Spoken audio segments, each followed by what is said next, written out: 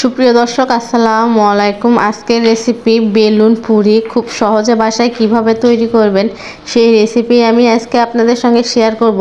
চলুন তাহলে কথা না বাড়িয়ে রেসিপি শুরু করে দেই। এখানে আমি আটা নিয়েছি চায়ের কাপে 1 কাপ মেপে, আপনারা চাইলে ময়দা দিয়েও করতে পারেন। এরপর দিয়ে দিলাম লবণ স্বাদ মতো আর দিয়ে দিচ্ছি রান্নার তেল। এখন সব কিছু উপকরণ ভালোভাবে মথে নিব।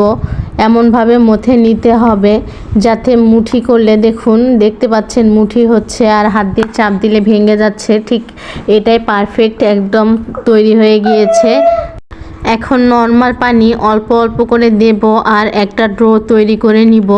একবারে পানি দিলে দেখা যাবে যে নরম হয়ে যাবে, এই জন্য আমি অল্প অল্প করে দিয়ে একটা ডো তৈরি করে নিলাম। দেখুন, খুব বেশি শক্ত হবে না, আবার খুব বেশি নরমও হবে না।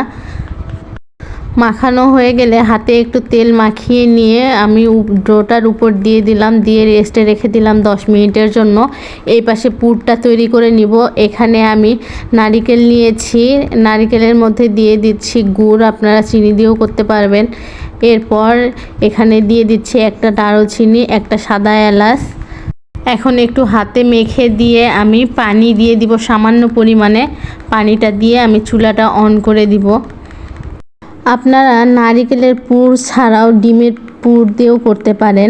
ডিমটা আমরা নুডলসে যেভাবে ডিম দেই আর কি ভেঙে, ঠিক ওই রকম করে ঝুরি ঝুরি করে আপনারা দিতে পারেন। এখন একটু নেড়ে চেড়ে দিচ্ছি। নারকেল পুরটা আমার হয়ে গিয়েছে, আর একটু জাল করে নিলে আমার একদম রেডি। নারকেলের পুরটা আমার হওয়ার পথে, আর একটু জাল করে নিলে একদম ঝরঝরে হয়ে যাবে। দেখুন আমার একদম ঝরঝরে হয়ে গিয়েছে।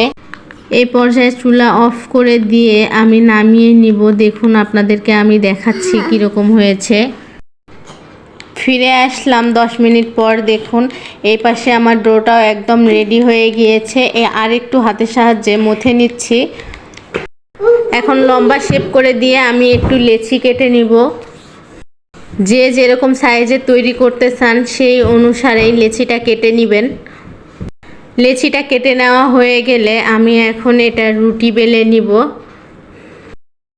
গোল করে একটা রুটি বেলে নিব। আমি খুব একটা বড় করব না, আবার খুব একটা ছোটও করব না। রুটিটা বেলে নেওয়া হয়ে গেলে আমি নারকেলের পুরটা দিয়ে দিব। দেখুন আপনারা আপনাদের প্রয়োজন মতো দিয়ে দিবেন। এরপর একটা স্ট্র ভিতরে দিয়ে আমি মুড়িয়ে নিচ্ছি। আমরা ঠিক যেরকম পুলি পিঠা তৈরি করি ওই রকম হবে, ওই রকম করে তৈরি করে নিতে হবে। আপনারা আপনাদের পছন্দ অনুযায়ী ডিজাইন করে নিতে পারেন।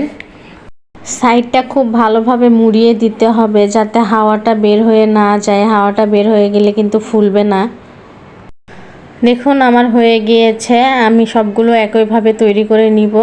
আগে থেকে আমি চুলায় প্যান বসিয়ে পরিমাণ মতো তেল দিয়েছি। তেল গরম হয়ে আসলে আমি পিঠাটা দিয়ে দিব, দিয়ে উপরে একটু তেল ছিটিয়ে দিব। দেখুন ফুলতেছে, কতটা ফুলেছে দেখেই বুঝতে পেরেছেন। পিঠাটা উঠিয়ে নিয়ে একইভাবে আমি আরও একটা দিয়ে দিয়েছি। দেখুন এটাও আমার হয়ে গিয়েছে, সবগুলোই আমার ফুলেছে। আমি আরও একটা পিঠা দিয়ে দিয়েছি। দেখুন এটা অনেকটা ফুলেছে। সবগুলো পিঠায় আমি একইভাবে ভেজে নিব। চলুন আপনাদের পরিবেশন করে দেখাই। দেখুন কত সহজে আমি পিঠাটা বানিয়ে ফেললাম। এভাবে যারা বেলুন পিঠা একবারও তৈরি করেননি, একবার হলেও তৈরি করে দেখবেন, ভীষণ মজার হয়েছে খেতে। আজকে এই পর্যন্ত, আবারও অন্য কোনো ভিডিও নিয়ে আপনাদের মাঝে চলে আসব। সেই পর্যন্ত সবাই ভালো থাকবেন, সুস্থ থাকবেন, আর আমাদের সবার জন্য দোয়া করবেন। আল্লাহ হাফেজ।